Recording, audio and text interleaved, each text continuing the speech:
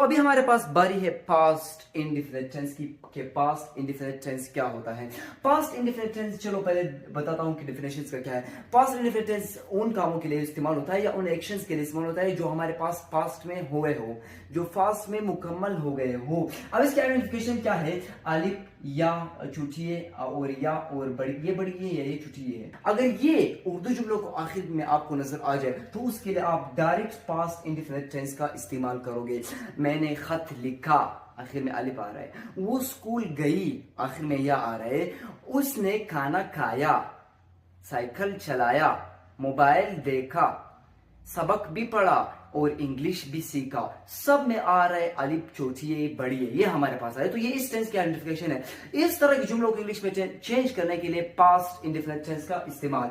अब इसके लिए दो फॉर्मूले हैं, जैसे कि मैंने आप लोगों को पहले भी बता दिया कि सिवाय पास्ट इंडिफिनिट टेंस के उसके भी दो फॉर्म है, प्रेजेंट इंडिफिनिट टेंस के भी दो फॉर्म है। बकाया सारे इंडिफिनिट टेंसेस के साथ first form of the verb इस्तेमाल होती है। ये मैंने आप लोगों को बताया था। कंटीन्यूअस के साथ ing form of the verb, perfect के साथ third form of the verb. तो लेकिन इस टेंस में सिंपल जुमले में जो है ना इंडिफिनिट के पास्ट इंडिफिनिट के सिंपल जुमले में second form of the verb लगेगी, first form of the verb नहीं लगेगी। और एक और बात, इसकी सारे जुमले में जो है ना ये हेल्पिंग वर्ब हमारे पास नहीं लगेगा, डिड, उसके फिर नेगेटिव और इंट्रोगेटिव, मतलब इनकारिया और सवालिया जुमले में लगेगा। जिस तरह प्रेजेंट इंडिफिनिट टेंस था इसी तरह ये भी है। तो अभी समझते हैं। पहले लगाते हैं हमारे पास कोई भी सब्जेक्ट बताओ। ही, फॉर एग्जांपल मैं लिखता हूं ही रोट अ लेटर। उसने क्या किया? एक लेटर लिखा। रोट क्या है? राइट का सेकंड फॉर्म है। ही रोट अ लेटर, उसने लेटर लिखा, आखिर में आ रहा है लिखा, अलिफ आ रहा है। नेक्स्ट एग्जांपल को देख लो। शी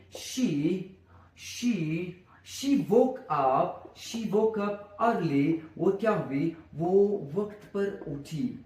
उसकी वक्त पर उठना आदत है। सब आपको भी वक्त पर उठना चाहिए, सबको वक्त पर उठना चाहिए। वो वक्त पर उठी, आखिर में आ रहा है छोटी है। नेक्स्ट एग्जांपल को देखो। बकाया एग्जांपल फिर आपने खुद बनाने हैं, प्रैक्टिस करना है। जितना ज्यादा प्रैक्टिस हो सके उतना ही आपने प्रैक्टिस करना है। नेक्स्ट एग्जांपल को देखो। They went to party. वो लोग क्या हुए? वो पार्टी में गए। वो लोग प्लूरल है। They went to party. तो ये हो गया हमारे पास सारे जुमले जिसके आखिर में आ रहे हैं, ये छोटी है बड़ी, ये सारे जुमलों के आखिर में ट्रांसलेशन के साथ आपने समझ लिया। तो अभी नेगेटिव और इंट्रोगेटिव को भी जल्दी से समझ पाते हैं कि नेगेटिव इंट्रोगेटिव पर हम किस तरह बनाएंगे। नेगेटिव बनाने के लिए जो है ना आपने सिर्फ नेगेटिव में आपने हेल्पिंग वर्ब का इस्तेमाल करना है और नॉट लगाना है। Subject plus helping verb plus not मैं भूल चुका हूँ, तो नॉट लगा लिया। नेगेटिव भी इसी तरह, ये सिर्फ